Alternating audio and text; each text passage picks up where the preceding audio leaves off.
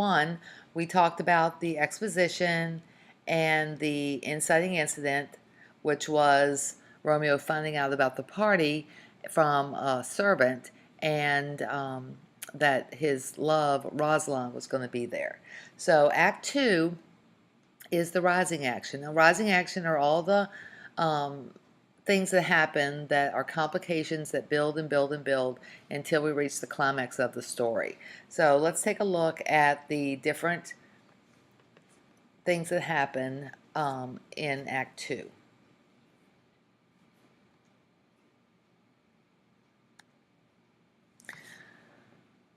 Once Romeo finds out about the party, he decides he's going to go so he can hopefully talk Rosalind into dating him.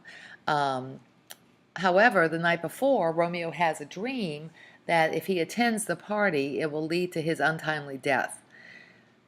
His fateful decision to attend the party, despite his dream, sets into motion the rest of the plot and seals his fate.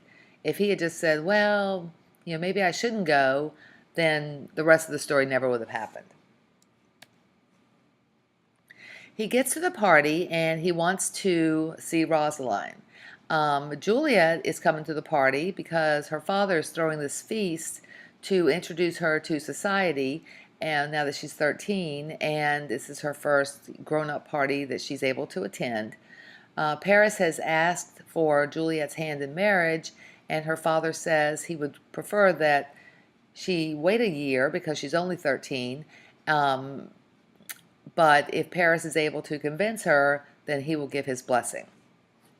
So Juliet comes to the party to be seen by Paris, but as soon as Romeo and Juliet see each other, they both fall in love at first sight. Romeo forgets all about Rosaline, and Juliet forgets all about her proclamation that she doesn't want to ever fall in love or get married. They kiss and fall in love, but they don't know each other's names yet. And so it's not until they find out at the end of the party that she's a Capulet and that he's a Montague that they realize they have fallen in love, but it's too late. Tybalt recognizes Romeo at the party, even though it's a masquerade. He sees Romeo and realizes that he is snuck in. He is very upset about that and wants to fight Romeo right away and kick him out. But his uncle, Capulet, says, no, the prince said that we have to not fight anymore or else the punishment will be death, and to just leave Romeo alone. He's a nice boy. He's not hurting anybody. He's very polite, so just leave him alone. Well, this makes Tybalt even madder, and he's forced to back away from the fight, but his hatred of the Montagues remains intense, and he vows a new fight later on. So we know that he is planning some kind of revenge to get Romeo. Number one, because he's a Montague, and number two, because he had the gall to sneak into a party and not be able to, and Tybalt wasn't able to do anything about it.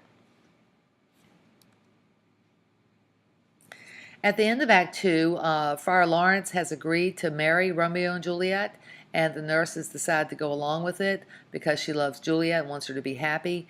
And so Act 2 ends with Romeo and Juliet getting married with the help of Friar Lawrence and the nurse. All right, so those are all the items in the rising action that are leading up to the climax that we'll see in Act 3. I'll see you then.